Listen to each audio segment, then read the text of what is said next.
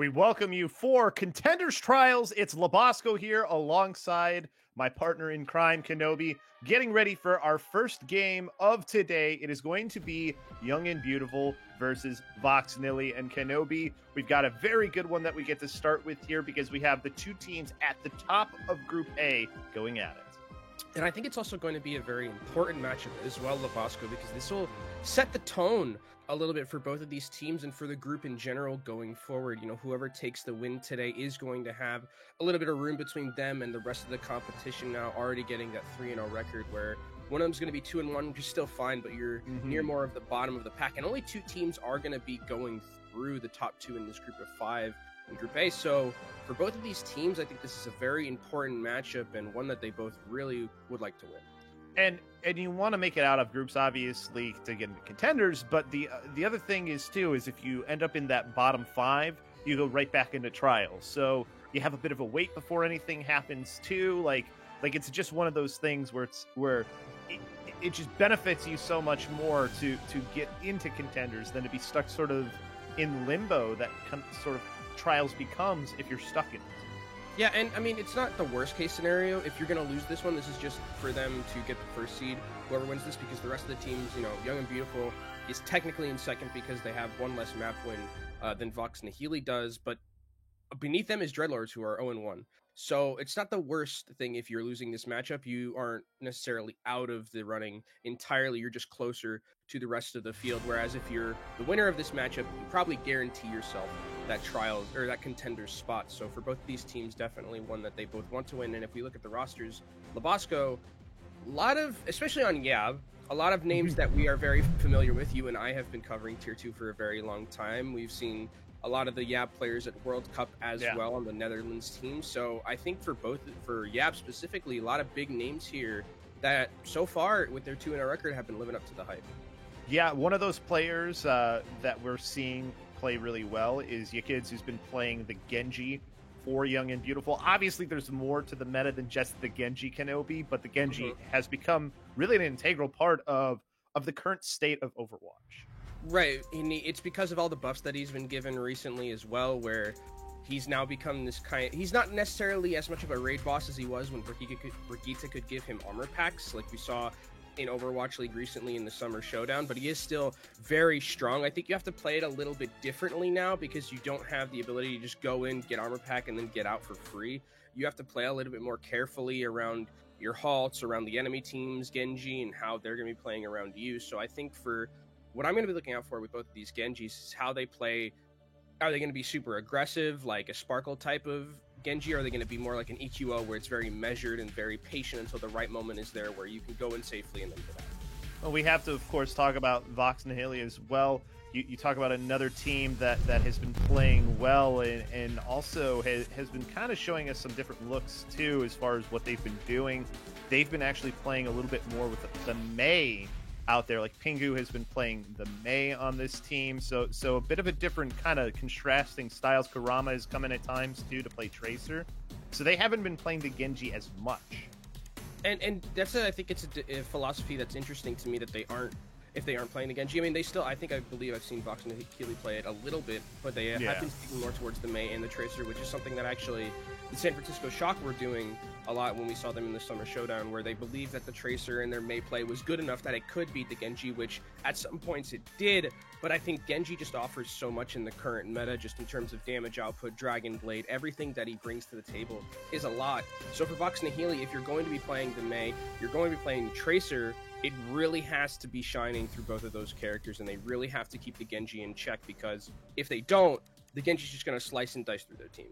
Yeah, one thing to remember, everybody, too, first to two. It's kind of a weird thing. I know I'm not usually used to something like that, but does change things up at least a little bit, Kenobi. Our first map is going to be Oasis, and that also changes things up because we're going to City Center first, and we know that this is an area with a lot of high ground, so you can maybe put your Ashe somewhere up on the top to kind of get some good sight lines. It's really about control of that high ground at times, but also just trying to control the point can be a pain. Yeah, I mean, you could also, we could see dive here possibly. It has crept up a little bit in the meta and in some of the trials games that we've seen. D.Va did recently get some buffs as well, so it maybe a slight possibility that we could see that, as well as for this map in particular that we're going to when we're going to Oasis, is that we can see, instead of Ashe, maybe a soldier that can take control of the high ground. But I think for when I look at both of these teams again, what I'm looking out for and what I want to see is Vox and Healy, are they going to be opting more for the Genji? And for Yab, what are they going to do? Because we know Jonah, your kids rather, is the one who plays of Genji, plays a very good Genji, and that's a matchup I'm looking forward to. But it looks like if we're going out of spawn, neither team wants to do that. Maybe you kids. Obviously, cast a curse myself because you kids are going to Vector TP, and then he's going to either switch back to the Torb or he's going to go to Genji. So he's opting for the Torb. So it's going to be very difficult right now. This is a very good read from what Yab is doing because they think that there is going to be dive, so they're taking up a Torbjorn, which is super good against dive. McCree also very good against dive. I love this read from what Yab is doing already. So Young and Beautiful, like you said, coming out, trying to deal with that dive, and so far, so good. Both supports already down for Vox Nihili, and this is going to be Young and Beautiful taking control of the point with relative ease. Like you said, Kenobi, this composition just too strong against the dive. It's just a hard counter, Labasco. I mean, you saw Nat even hit a huge anti-nade, but Yab just wins the fight off of the back of the sustain, and look how difficult it is for Ido to really do anything in this backline trying to use those flanks, and now Vox Nihili has switched to a composition where it's the Sigma and the Hammond, not necessarily a tank line I've seen too much or that I like as much as I like with the Winston D.Va. Right, much easier lineup to control too if you're Young and Beautiful with that double shield. You really just have to worry about the Wrecking Ball coming in and kind of disrupting. You've got Pingu getting close to the blade, but they're very hesitant to do anything here. They're just kind of waiting for things to get into place, and while that happens, Nat falls.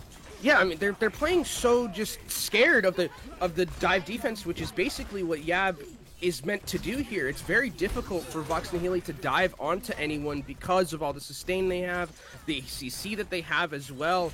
Vox Nihili has to play it so safely, and by that point, Yab are already making some moves, getting that kill onto Nat at the start. Very good for them. And Vox Nihili now, with 60% for Yab, you're going to get one more shot at this. You have one Nano Blade that's coming up soon. That has to be the thing that carries you to a fight win. The only problem is there's Immortality Field available to take care of that. You also have the Amplification Matrix that Blade is going to go into. A lot that needs to go right for Vox Nihili. They at least get the Torbjorn turret at the start, but now out comes the Amplification Matrix. Nice start of the Blade, double kill, and Pingu makes it work. But now they've used that ultimate battery together, Kenobi, and they've got some ultimates coming up on the side of Young and Beautiful. So you did win the fight for Vox Nihili. Probably took a little bit longer to get that Nano Blade than you would have absolutely liked to have had. But look at Yab's ultimate economy, Bosco. They just used the window in that last fight. They said, okay, we use window. They used their Nano Blade, so 2 ults for the price of 1. And now their win condition for Vox Nihili is you get a really good Pulse Bomb from Ido. There's nothing else. Yab should very easily just walk into this point and win with their ultimate economy. And that's exactly what they're doing. Already have the Sigma low and Jaru. The Pulse Bomb comes out, takes care of the turret, but that's all. Gravitic Flux to try and counter the aggression coming out from Young and Beautiful, stalls them for the moment. Supercharger comes down, and Young and Beautiful just advancing forward. These players keeping themselves distant, and now they can dive on and take advantage of it. Like you said, a huge ante coming out from Nat to get the win for Vox Nihili, and now the percentages start to get close to even.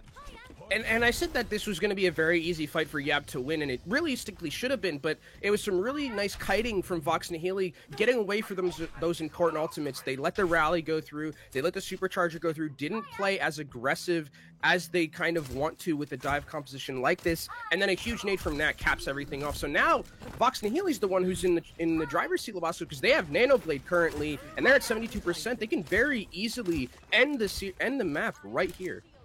This could be what gets them the early advantage. They haven't lost a map yet here, too, in this tournament at +4. And Nat already down, though, so they're not even going to get the chance to Nano Blade. Ido evens things up, though. Blade comes out, swipes through one, but Pingu goes down. Ido, though, keeping them alive for Vox Nihili. An even fight on either side. Control the point still in favor of Vox. Ido popping off right now on this Tracer, doing so much damage, but the sustain is still there from Yab. So you have to find those last few kills, and Nat back in already uses the ultimate right onto Ido, who has been carrying. Switch over from Pingo onto the Soldier 76 just to get back to the point quickly and have that consistent damage. And Vox Nihili have this in control, have to deal with the Lucio and the Moira, and they will win this point. Very well done from Vox Nihili, coming back from a position where they had a very rough start to this map with their dive, and then, I mean, Yab, realistically, in that fight where they had such an advantage, they should have won that, but Vox Nihili, great presence of mind from them, understanding that they were at a disadvantage, so they had to play very safely around the ultimates coming out from Yab, and then it's a very, very well-placed nade from Nat, who's had a couple of really good ones, Labasco, in that last sub-map, so for Vox Nihili, coming back from the brink of basically defeat and winning that sub-map is very good for them. Without a doubt. Now we get to see some more just things that are not quite what we have seen be the most dominant composition. We now get Doomfist and Mei on the side of Vox Nihili.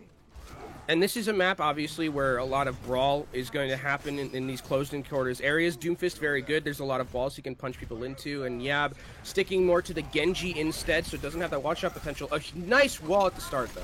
Jaru having to be careful, getting to half health, but getting healed up nicely. Ido going in for the punch on a Dan's.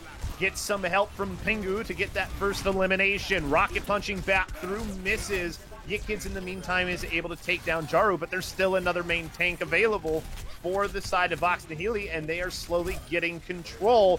The pressure from Ido is a little bit too much to handle for this team. In Young and Beautiful, they have to back away.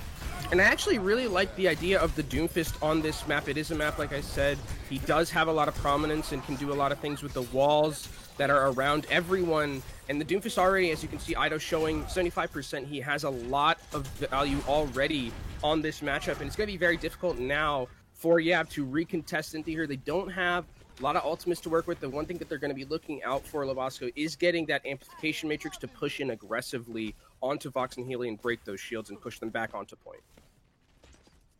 Jaru, the first shield that they're going to have to get through. They throw the wall up, blocks a little bit of this coalescence, but now Nat has no problem getting on to the majority of Young and Beautiful, and Young and Beautiful in a really rough spot here early on. Luckily enough for them, though, Labasco, they are going to have ultimates to work with when they come into this next fight. They have both of their tank ultimates, whereas Vox Nihili, Shatter was thrown out by Jaru.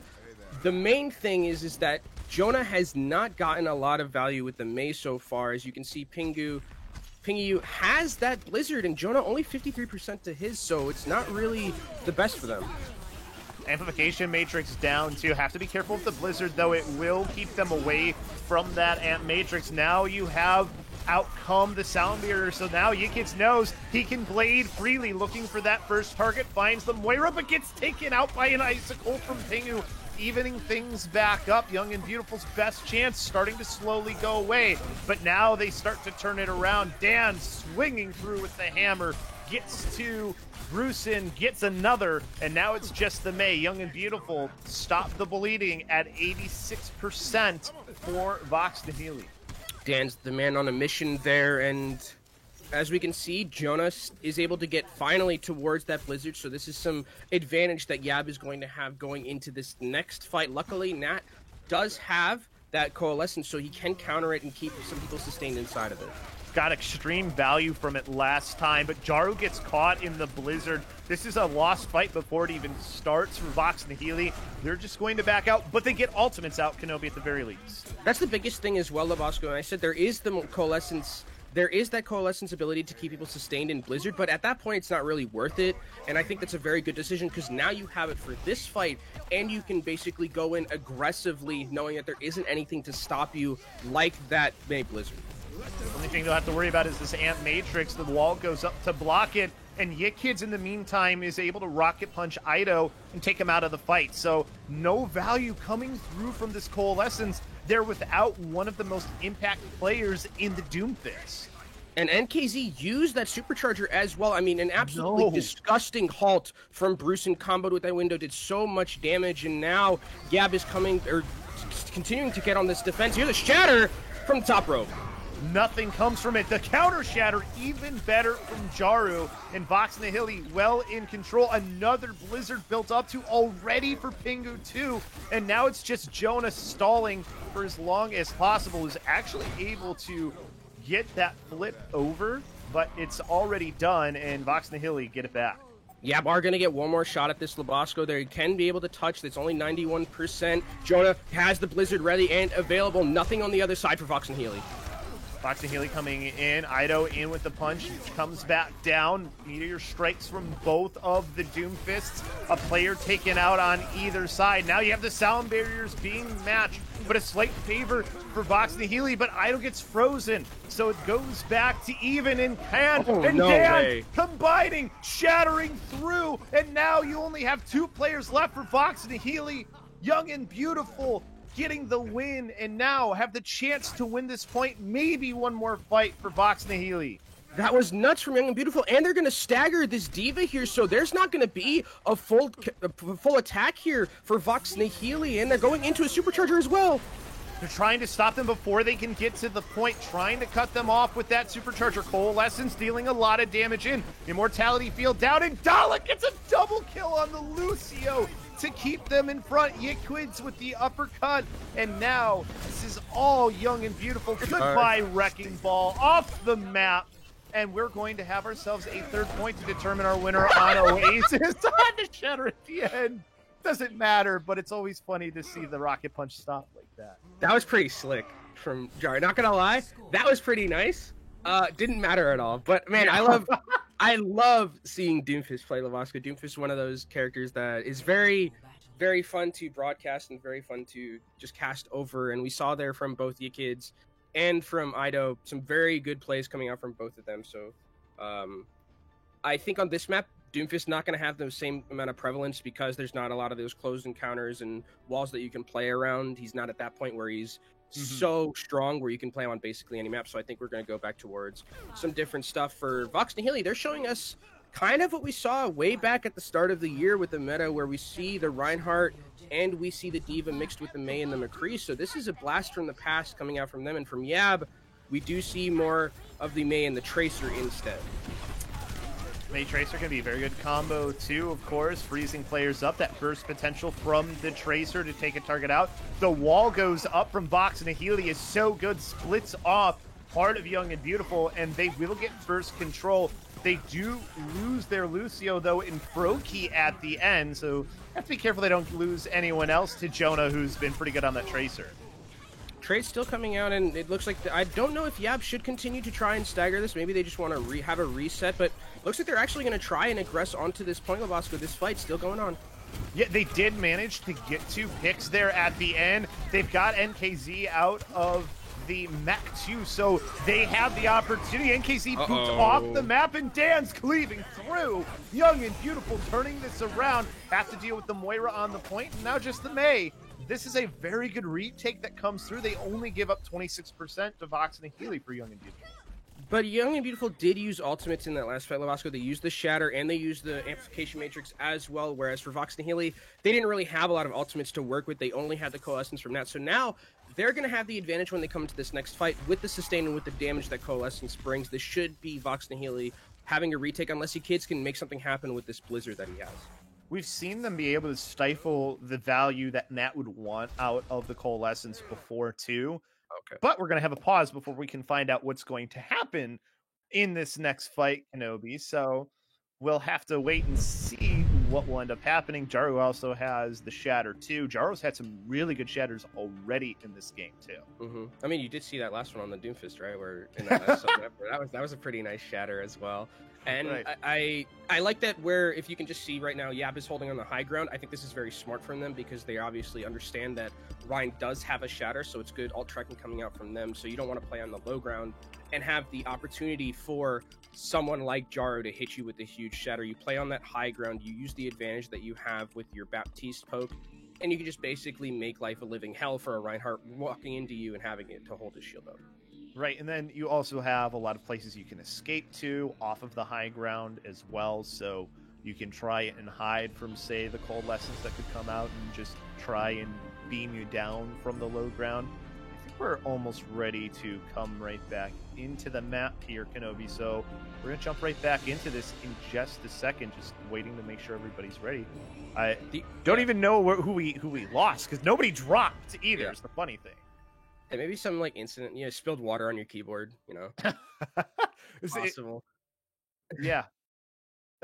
There's been plenty of instances, I think, in even Overwatch League where players have done that, where they spill water onto their own keyboards. Well, nice wall to come right back in, splitting Jaru off. Use the Coalescence to make sure that he stays alive on the other side of that wall. And they're starting to get aggressive for Vox and Healy into the face of Young and Beautiful. Pulse Bomb coming out, misses from Jonah. Along in the alley, Aido gets taken down, frozen by Pingu. Brucin with the nice accretion rock, though, evening things back up. And now you kids gets frozen. Sound Barrier, though, they're still trying to keep this for Young and Beautiful. Blizzard getting no value at all, though, for Pingu is the only problem. They have this fight, but the stall is mighty from the Lucio and the Tracer. Yeah, that Blizzard was not my favorite there from Pingu, and the stall is going to continue to come through. Yeah, they've actually gotten some pretty good percentage charge on here as well, Labasco, and they might tick up towards 70%, 75% at this rate. End up getting to 72, so pretty close to what you said. And Young and Beautiful in a pretty good spot, but ultimates are loaded on either side. Both sides, but the main thing is that Yab is going to have the Blizzard where Pingu is not going to have his. Luckily enough, Froakie is at 51%, so there's a possibility that he'll be able to get that the Sound Barrier in time for the Blizzard, but it has to be very fastly charged here. We've seen so many Baptiste, it's hard to not think about using that ability, but you do have Can who has it, so there is at least one amplification matrix out there. Dan's going in, and Young and Beautiful obliterating the team on the high ground, and Vox and Healy, no chance. This may can stall for a little bit, but it only lasts so long, and Young and Beautiful get the flip right back. Dan's just man-moded that fight, Labasco. That was just Dan saying, okay, I just want to win. I want to win this fight. Hits an insane shatter onto the entirety of Vox and Healy, and I like this flank so much from them. Blizzard coming out, gets eaten, though, by NKZ. Jaru making this hurt, though, for YAB, as now Young and Beautiful are on the back foot. They have to now try and back away. They're going to give this point up. Jaru is like, I can swing the hammer, too. That is disastrous from Yab there. I like the idea of making that rotation and catching them off guard, knowing that you have close to, if you win that fight, you basically win the round and win the map here, but a very good heads-up play from MKZ, eating that Blizzard, which was the win condition of the fight for Yab there, and now we're getting into last fight, Labasco. This is the only one we're going to get. Brucin has Gravitic Flux on the line, but Froakie has the Sound Barrier to counter it. NKZ up on the high ground right now, just looking for a target to sort of jump onto and deal some damage in. Been really good. Have that huge eat on the Blizzard. Gravitic Flux coming out. Grabs 4. Sound Barrier used in response. Earth Shatter coming through from Jaru. Manages to get 2, and they both go down. Young and Beautiful falling behind, and the Coalescence making sure that everyone stays alive for Vox and Healy. And this is their control point to lose. It's just Jonah can't do it by himself, and Vox and Healy will take that 1-0 lead, winning the control point off of Young and Beautiful.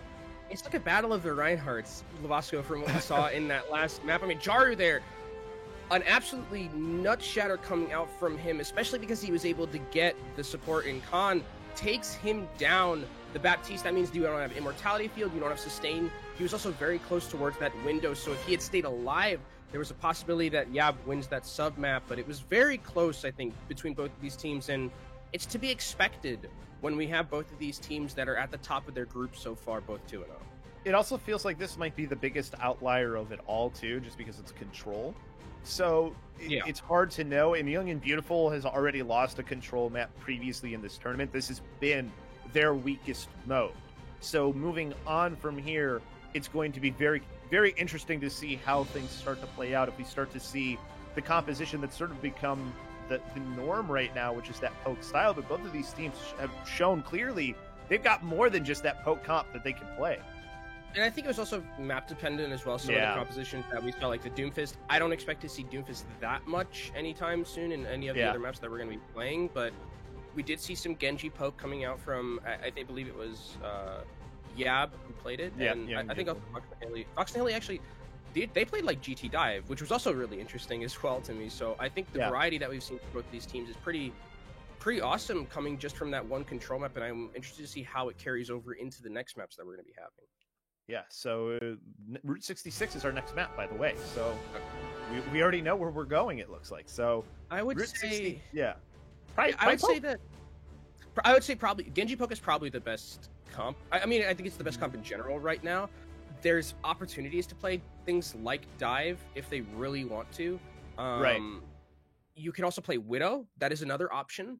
That especially on Route 66 where you have a lot of these long sightlines that you can play around, but Ashe is just offers so much in terms of utility with the Dynamite, with Bob, with Coach Gun. A lot of these options are really good for them, so it could go either way. I think it's also a comfort pick. Like if you're feeling yourself as a Widowmaker, as a hitscan player, and you're like, I want to play some Widowmaker, this is the map to do it. This is the map where you can like pop up on a Widowmaker. Yeah, Route 66 has some iconic like Widowmaker moments for sure, and always seems to have it when you're playing too in just any sort of comp or even quick play. I feel like they happen against me. I'm on the receiving end of a lot of those Widow plays. I tend to be the one playing the Widow more so than getting hit by the Widow. So I'm just playing Orisa, just walking along, and my shield breaks, and then I get hit in the head for 300 damage, and then I die. That's just how it is sometimes on Route 66. Yeah, it definitely is. Route 66 is a fun map, that's for sure. So it's you know what else is fun, Kenobi? What you have going on with the LA Gladiators right now in supporting Tier 2. I think that's also pretty fun.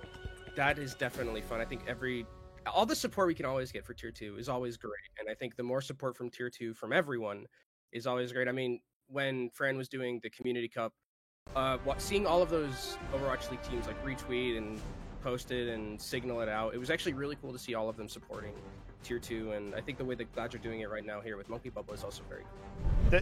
The Baby Bay one was pretty funny.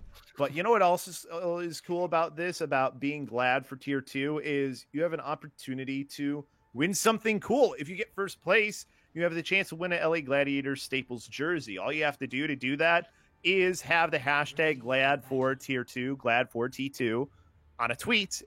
Don't have it be obscene or anything. That basically the best meme is going to win. There's also a second and third place prize. Make some funny tweets. I know Big Hungry Phil had a pretty darn good one that he did earlier. So it's definitely cool to see. And we can see here, as far as the compositions we're seeing, Kenobi, for the defense, I don't think it's much of a shock that we are seeing what is considered the best comp, that poke comp with the Ashe and the Genji. Yep, this is just standard right here from both these teams. No wrinkles like Widowmaker or anything. It is going to be standard Genji Poke versus Genji Poke. And what I'm looking out for when I watch both of these compositions is how the Genjis are going to play, because obviously Genji Blade, a very, very good ultimate right now. And I wonder how both these Genjis are going to play around the halts. Are they going to use, halt dash? Is that something that people are going to be using to try and farm that blade a lot quicker than the enemy team? Those are things to look out for. So keep your eyes on those ultimate charges for both Genjis here as we go into this team's fight. Halt still one of the strongest abilities in the game. There's no doubt about that. Has been nerfed a little bit, but still extremely strong. Iggy's just been playing with the team right now as far as that style is concerned. And Jaru is the one who will find the elimination to start it off for Vox Nihili. Jonah and Pan falling. Yikid's now starting to get a little aggressive after he loses some teammates, but this is a lost battle for Young and Beautiful.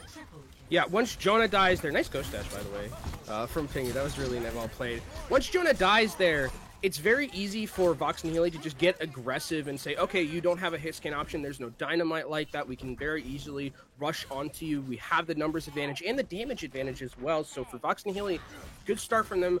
Already taking a minute away from Yab. As you can see, Pingu already in the advantage when it comes to that Dragon Blade. So he will have it way before Yikids does. Really, the closest ultimate right now is Yikids, or actually now Bruisin. Bruisin just went ahead, but a lot of ultimates not close for Young and Beautiful is the thing. So now they've got to try and deal with this amplification matrix from Vox Nihili, and they're going to just lose more time as a result because they don't really have anything that can. They now try to pull players off of the high ground with the halt, but Young and Beautiful kind of just stuck right now, alternating between two different places. Yikid's got a little bit low, but not too much that you have to worry about. So really good spot right now for Vox Nihili, still controlling the high ground. Both Genji Blades going to be available right here. Lobosco, we'll see what they can each do. Nat is forced to use Immortality Field. That's huge. Yikid's coming through already with one, finds a second with the swipe through, and Young and Beautiful's going to be able to move this cart around towards the doors. Maybe one more fight for Vox Nihili. Very good from Young and Beautiful. They're forcing out the Immortality Field from Nat, and once that is gone, they know very easily this is the freest Dragon Blade we're ever going to have. They're not even going to be able to step on the cart, Lobosco, so a point take already from Yab off of that one fight. Now they're going to be moving into this Point B Streets phase with 4 minutes left. Unfortunately, they're going up against an ultimate bloodbath from Vox Nihili, mainly the Genji Blade available for Pingu. We'll see if they try and force that Immortality Field before he wants to use it. Like you said, Immortality Field, really the most important thing that you're looking out for as that Genji amplification matrix out, have the Gravitic Flux come up, players getting thrown down extremely low, and now the Blade is out. Too much damage from the Bob and the Blade. Smooth as you like there from Vox Nihili. They use the Gravitic Flux early, force out the Immortality Field from Khan, and then again a free Blade for Pingu on the back end. So 3 minutes now for but they're going to come back and they're going to be the ones to have the advantage now when it comes to that Gravitic Flux ultimate. They don't have a Genji Blade to combo with it just yet, so this shouldn't be as hard of a win as Vox Nihili just had. See if they wait for Yikids to get that ultimate or not. They're backing away, have to use the Immortality Field extremely early, and you're seeing a very aggressive Vox Nihili as a result, and they get the vital pick onto Can. So now you have to wait because you need that Baptiste healing and that Baptiste Immortality Field. I absolutely love that aggressiveness from Vox Nihili there, Lobosco. Not standing on ceremony, not waiting for Yab to get up onto the high ground and get into a place where they want to set up and have their attack. Vox Nihili puts the pressure on them and forces them back and milks more time off of the clock. So really nice pressure coming out from Vox Nihili. Really early use of the ultimate coming through from Young and Beautiful for the rally, but it doesn't matter. The amplification matrix just tears through Young and Beautiful, and Vox Nihili on this high ground.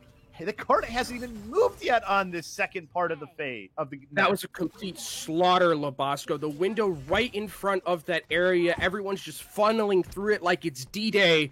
And everyone goes down on Yab, and Vox Nihili continuing to just hold the line here and are able to farm up some of their more important ultimates like that Genji Blade. Using it with the Bob in conjunction. Again, have to be careful though. A lot of damage from the Supercharger and the Amplification Matrix, and it's too much for Vox Nihili to handle. They lose a bunch of players and now have in just the worst position possible NKZ. Nice rock too onto Pingu. And they get the cart moving, and they still have the Blade that they can use in this next fight, Kenobi. But I actually think that is such a fight win for Vox Nihili there, because you force out a lot of important ultimates from Yab. You force out Supercharger, you force out the Bob and the window as well. So Vox Nihili can come back. They have their Gravitic Flux. They're probably going to get their Supercharger in this next fight. So they're going to have the advantage when it comes to those important tank ultimates here. And the Blade might not even matter. Right, could get caught in the Gravitic Flux if it's used for that, or just grab so many players where it doesn't even matter, but out comes the Blade now. The Immortality Field quickly taken care of, but Yikid's too good with the Blade, gets the value needed out of it, and Young and Beautiful is going to be able to get onto this final part of the map. The Gravitic Flux just not in the right position, and I think Yab caught Vox Nihili completely off guard there. They weren't expecting such an aggressive Blade coming out from Yikids, and NKZ, a desperate Gravitic Flux at the end that gets no value whatsoever. You really want to be using that to try and hinder the Genji from slicing and dicing your backline. So for Yab, they get another life here on this third point. They have Gravitic Flux available to them. They're going to have the advantage in that regard. Gravitic Flux out and manages to catch one, but stunned out of it, so no value for the Gravitic Flux. So that's one ultimate out of the way for Vox Nihili. Young and Beautiful too. Oh, through that amplification matrix to go down to the hyperspheres from NKZ, and Vox Nihili quickly back into control. Amplification matrices from Nat this entire series so far, Lebowski, have been extremely well played. We saw it on that second phase in Streets where they just walk right into it, and there hits a nice one, gives it ability for NKZ to farm more of his ultimate charge as well. Nat has been playing very well on this Baptiste so far, and I'm really impressed with what I'm seeing. Very good play from the Baptiste. They see him there for a second too. And now the blade from Pingu, but the Bob will actually keep Pingu away, so they get some ultimates out for Young and Beautiful. Trade one of their own, though. They trade the Bongo out as well, which is a very important key ult that Yab is going to have an advantage of over Vox Nihili now comes this push. Especially when you put it down with the Amplification Matrix. Still haven't used, though, that Supercharger yet, just trying to win off the back of the Amp Matrix. The Gravitic Flux coming out, pulls out one, but they're not getting enough value out of the ultimate. Pingu goes down. They do push on with Brokey and company to get Bruce in, and Jaro on that flank. They managed to get two more. Young and Beautiful was at an advantage, and they're losing it. Jar just popped off, and I don't think I've ever said that about an Orisa. Gets in the kill feed with a 4K, and there's only 4 seconds left, Lebowski. They have to get a desperate touch from Dala, but he gets obliterated before he can even do so. And the win condition for Vox Nihili is there. Just get it to this point, and you take the series 2-0. They were down 2 or 3-2 for Vox Nihili in that fight, and then that flank just results in them getting 4 to get them an advantage, Kenobi. It's a wild way that one ends, because Young and Beautiful looks like they're in a position of control. And that was the interesting thing for me, is that in a fight that should have been won, Vox Nihili won it, and it's kind of been back and forth between that so far this entire series. We're back on when we were talking about Oasis, where there was a fight that Yab basically was in the driver's seat for a lot of the time, right? They had an ultimate economy advantage. They could have won that fight very easily. And then Vox Nihili is able to win these fights where they're at a disadvantage. So having that ability to do that is actually incredibly valuable, I would say. Oh, no doubt. And, you know, win condition set and everything else. And we know what compositions we're going to get. Nothing's really going to change here. So Diana's interesting though. I don't expect this coming out from that, because his Baptiste play has been incredible so far. Right. And I've been very impressed with Immortality Field timing, the window usage, and the coordination with the rest of the team has been really good. It does offer the ability to just make your Genji even more Raid Boss-esque if you're using Ana and Brig, because you can pocket the heck out of him. So we'll see if Nat decides to do this. I don't... No. Just trying to get to sleep in the middle. Yeah, Luke's, yeah. Imagine if he had hit that. I respect it. It would, I'd be going nuts. We both would be. That would have been a highlight reel. We would have gotten Crook to put that on our social media. We know that we would have seen... Crook is so good at social media, too. Hard agree. I wish... Shout out to Crook. Yes, I wish I had talent and was funny. Like, it must be pretty awesome. Nice dash through. A lot of value for Pingu with the help of that ult. And Brucein is actually able to take the first initial pick, though, for Young and Beautiful. Gets his own life taken as a result, though. And Ido hits a nice dynamite on to Yikids, who ends up getting healed back up, though, so no problem yet. But Pingu building up so fast to this blade, and this is eventually going to be Vox Nihili winning this fight. Huge flank from Pingu there. Understands that the Baptiste is a little bit out of position, and Pingu goes and assassinates him. And with Baptiste Brig, if you lose the Baptiste, you've lost almost the 75% or 80% of all of your healing, because Brig, while she does have the healing output when it's in these enclosed areas, she doesn't really have things like the shift, like the grenade. So getting that pick was absolutely huge for Vox Nihili, and they're running into this next fight. They have a lot of ultimates. Pulse players in. Dash a little bit late, though, but still enough for Pingu to get the Dragon Blade. Yikids is able to get Brokey, but they don't really need to use any more ultimates for the side of Vox Nihili. They're going to just use the Gravitic Flux to ensure they win this. They just want to make sure that it's sealed, and it's not looking so good anymore. Young and Beautiful is starting to turn this around. They are now throwing in the Supercharger too. NKZ can do nothing but watch his life bar go down. And now Vox Nihili is stuck between a Bob and a hard place. That was so scrappy, Labasco, and somehow, someway, Yab is able to pull it back from the brink. A lot of ultimates committed for both sides in that last fight. As you can see there, NKZ... Pingu used Blade. I didn't even see that. Yeah, Pingu used Blade, and NKZ also used that Gravitic Flux to stop the Blades from Yikids, but Yikids is already 40% towards another Blade himself, so he's going to have the advantage in Yab. With 1 minute and 30 seconds left for Vox Nihili, this is very full holdable for them. This is the worst place for the cart to stop if you are an attacking team. It's so far from your spawn. It's not much of an advantage for the defenders, but you still have such a long walk that it doesn't really matter. And Young and Beautiful taking advantage of how much space you have to cover as Vox Nihili. This is looking dire now. This is so bad for Vox Nihili. The only saving grace for them is that they're going to have their damage amplification ultimates in the Supercharger and in that amplification matrix. But on the other side, there is that Dragon Blade from Yikids, and he's going to have to make something huge happen with it. We'll see what happens. 50 seconds left for Vox Nihili. One swipe from the Blade can cause disaster for Vox Nihili. They throw down their Supercharger to get forward, but they're able to stay away. The bomb from behind from Jonah, too. The Immortality Field's already out. They don't even need the Blade to win this fight, Kenobi. No one expects the flanking Ash, Labasco. No one expects it, and certainly Vox Nihili didn't expect it at all. That Bob, an insane amount of value from Jonah. And for Vox Nihili, that was it. That was your one chance that you were going to have. You get 15 seconds left from this, Labasco. Blade available, but someone's got to touch the car and someone's got to get there quickly. They don't have any ultimates. They're about to get Blade from Pingu. It's got to be the Blade of a lifetime for them to get the win. Yikid's just patiently waiting for the opportunity to use his. They get the touch from Froakie, and now they're down. Blade's coming out from either side. Seeing Yikids go after the Baptiste. Gets the value out of his Blade and not enough value out of Pingu's. Young and Beautiful is going to be able to even this up and tie us at one map apiece. Kenobi.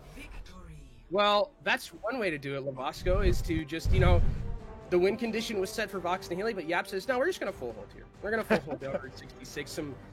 It was just so scrappy from Vox Nihili, something that we didn't expect after the way they played that defense. And Yab, really good from them pouncing on the mistakes that Vox Nihili were making. And we got a series on our hand, Labasco, going to that match point in map 3. That was crazy the way that one goes too, because Vox Nihili looked pretty good on their, they win that first fight, so you're like, oh, they're going to be able to get the first point pretty easily, and then there's that like sort of extended fight that happens where they get close to the doors, and then they just never were able to get it back from there. It's wild how things can turn around, but it doesn't feel like you're seeing a compositional advantage from Young and Beautiful. No, I think there's just some issues with in terms of, like the fights we were talking about where they should be winning. They're on the defense. Every fight that they should have won, they won, and they pressed their advantage onto Vox Nihili with the ultimate economy that they had.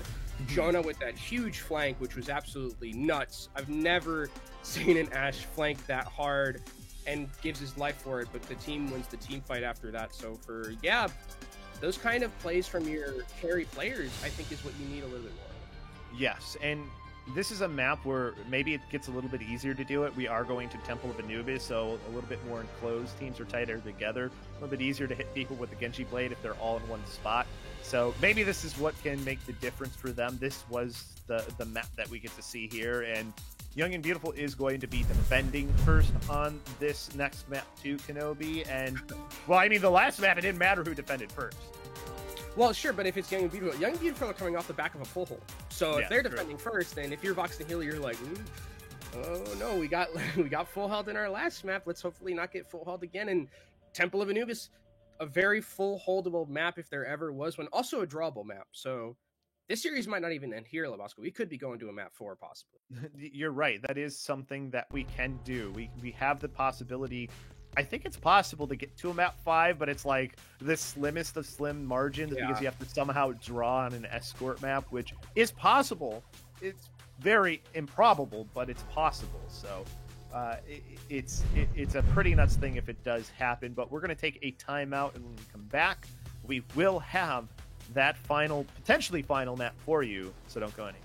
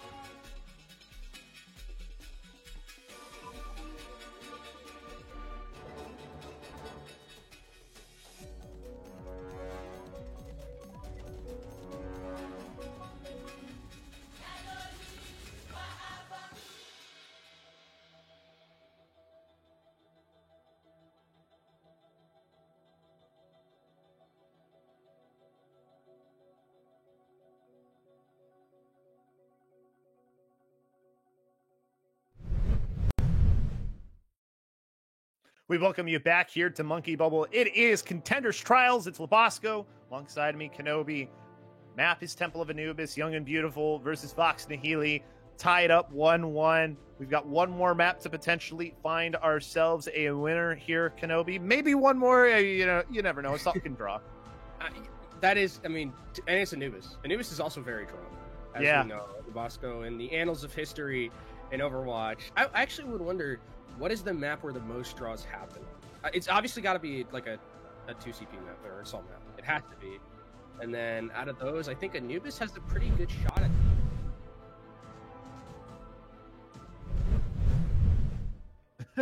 at what's funny is thinking of history on this map, I was thinking of, both you and I are Contenders China casters.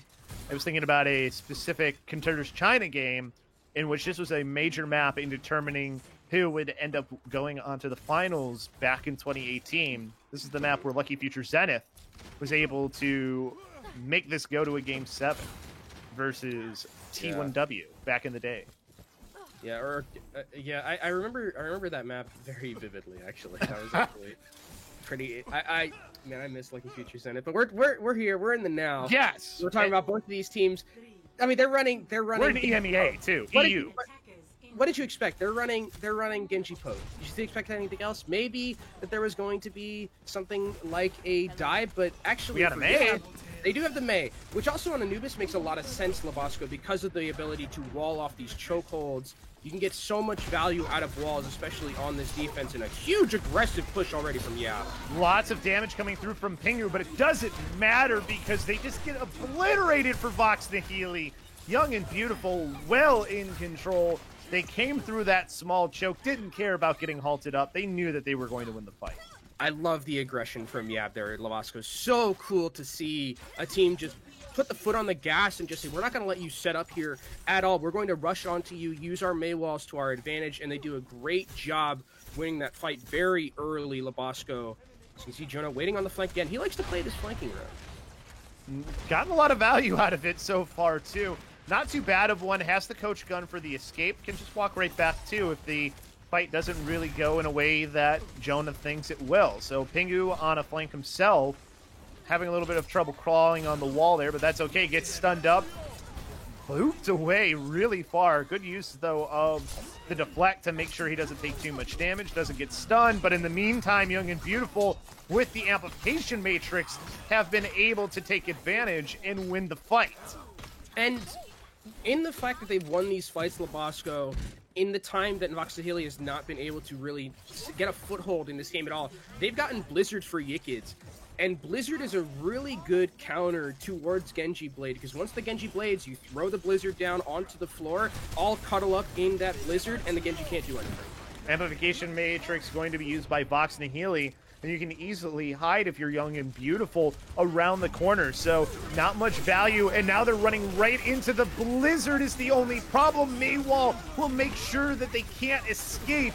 Use of the Gravitic Flux happens for Young and Beautiful on a fight that they won, so maybe overcommitting ultimates a little bit, but they are still in control, so they're still in a good spot with the amount of time they've taken off. I think a definite overcommitment there from Brucein. Didn't really need to use the Gravitic Flux. I think got a little bit worried that there was the Genji blading, but they were in Blizzard, so the Genji Blade, like you mentioned, like I saw, got really no value whatsoever. And actually, Pingu gonna be on the Mei themselves, so going wall for wall here. Mirror compositions now fully for both of these sides. Supercharger to start this off. We'll see what happens. Players getting caught, frozen up a little bit.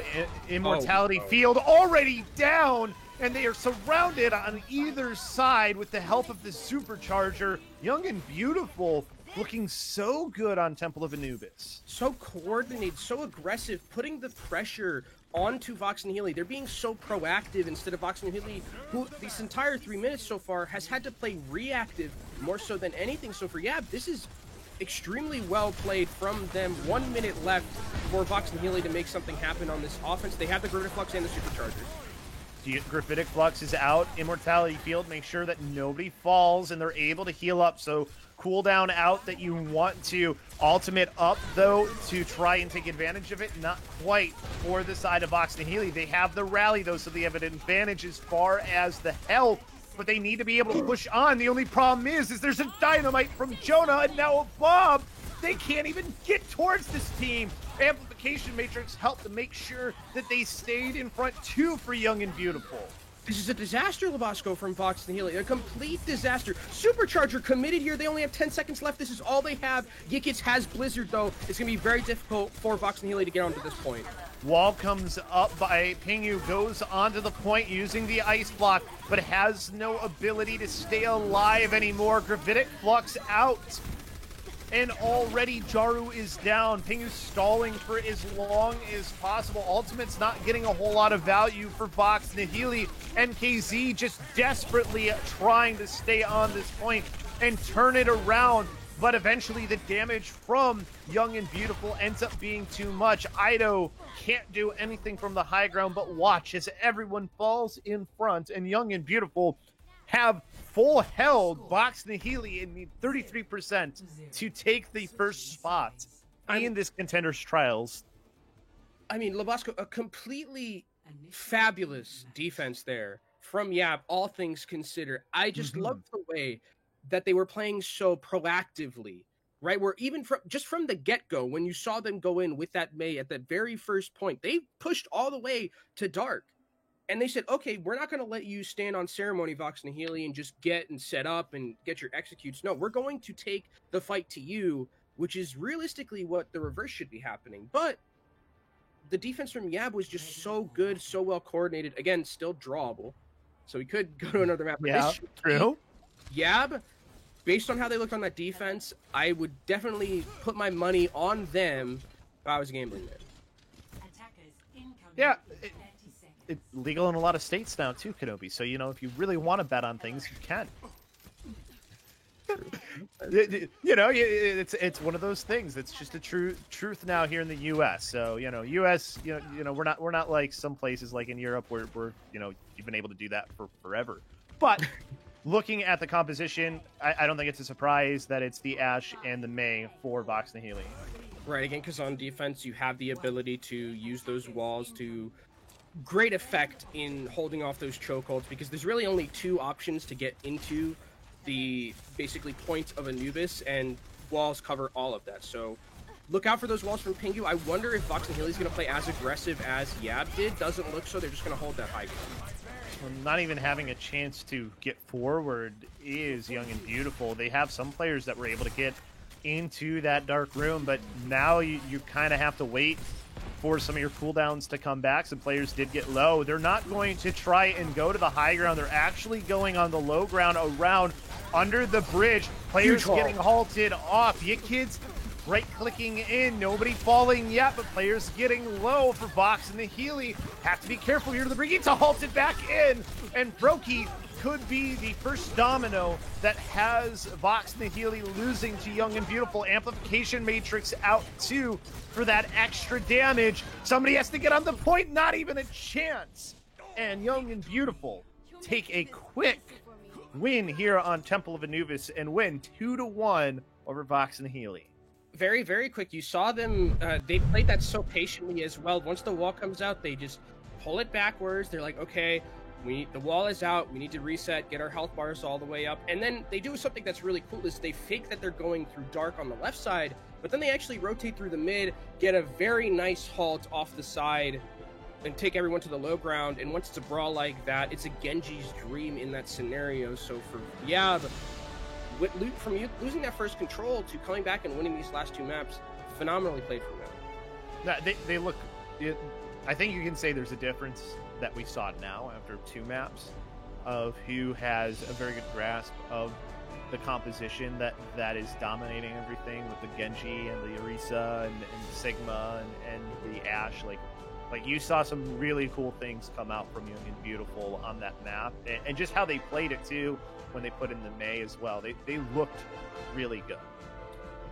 Yeah, I think they looked, and it was interesting to see just the difference between them on Control and them on the other 2 maps, where you had like full holds on both of them. Like, full holds on both is pretty nuts. Yeah, like, full holding both of those teams is actually pretty insane. For Vox and Healy, played really well on Control, and didn't even on Route 66. Vox and Healy didn't play that bad either. So I think for both of these teams, I am very impressed with how they played. Except for Yab, when they played that Mei comp on defense, whew, that was some very good stuff.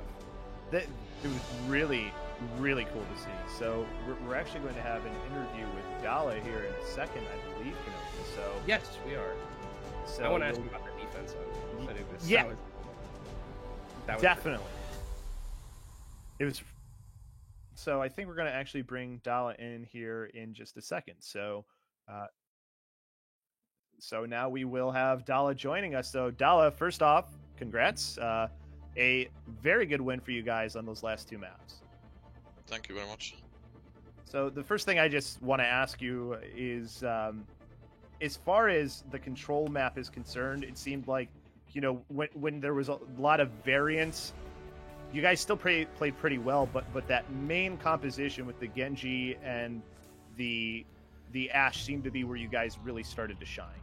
And why is that? What about that composition do you guys really enjoy? Well, I mean, I think it's about like us not being like we have been a team for like only a week or so we haven't been able to scream much, and every time, like all the time we have screamed at the meta comp.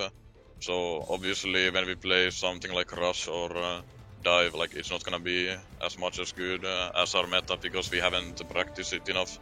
And we also kinda started changing comps last minute on the COD, so or King of the Hill, and that's why it's one of the reasons we lost one of the maps, but they played really good as well, so that caught us off guard. Yeah, can you also, one of the things I'm interested in, can you walk me through a little bit that defense that you guys had on Anubis, where I thought you guys played incredibly aggressively and just basically took it to Vox and Healy? Was that the game plan going in, where you just like, okay, we're gonna basically put the pressure on them and not let them set up or be comfortable in any way? Yeah, I mean, the Mei pick is like meant to be like really aggressive, like you can wall them inside, you can caught them surprising, like they cannot react to it quickly enough, and usually team just plays low with Genji Ashe and just trying to poke each other out and find the picks, but I think we think it's really strong to be able to play aggressive with the Mei and take the advantage of it. Also, Mei ult is really good against that. So Yeah, you guys, go ahead. Here's the other thing about Mei ult was, like, were you thinking when you were playing that, were you just like, okay, whenever the Genji blades, we're just gonna use the Mei ult to just basically stop it from doing anything? I think we more use like our like normal cooldowns to counter the blade, like bash, my whip, even sometimes if we have flux, like flux the Genji blade. But especially when they don't have Ana and Nano, we don't think blade is such a huge threat to us, because the Genji is really vulnerable without Nano. Gotcha. Yeah, especially now with the changes to Brigitte, even more so, don't have the same value that you just had just the other week. So yeah, definitely some differences there. You guys also had an awesome defensive hold on Route 66. What was so integral in you guys being able to hold that map too? Because like one full hold is awesome, but being able to do it twice, that's nuts. Yeah, the first attack, like our attack, we didn't like we wanted to finish the map, of course, but we were a little bit lacking. Like we weren't talking about enemy ults, how to set up against them, and things like that. I feel like we were a little bit, not hyped enough. Then in the defense, our cheerleader dance got us all hyped up, and then we were able to talk about the rules and play our own game. Can you tell me what was going through comms when Jonah was making that flank, when he's just basically behind enemy lines and then bobs? He said that he's gonna bob them when they come, but then it was just yelling when they're coming and didn't do what we thought about. So, I mean, it still worked, but yeah, it works pretty good. Hectic. Yeah. Can't be bad of him if it works, right? Yeah. Well, Dala, thanks for coming in and talking about it. Congrats on the big win to keep you guys at the top here and hopefully winning yourselves a contender spot. Yeah, thanks, and thanks also you guys for casting these games. It's really enjoyable to watch them back and just enjoy them. Well, we hope you enjoy this one too, and we definitely really appreciate it for sure. So thanks for stopping by. Yep, thanks you guys.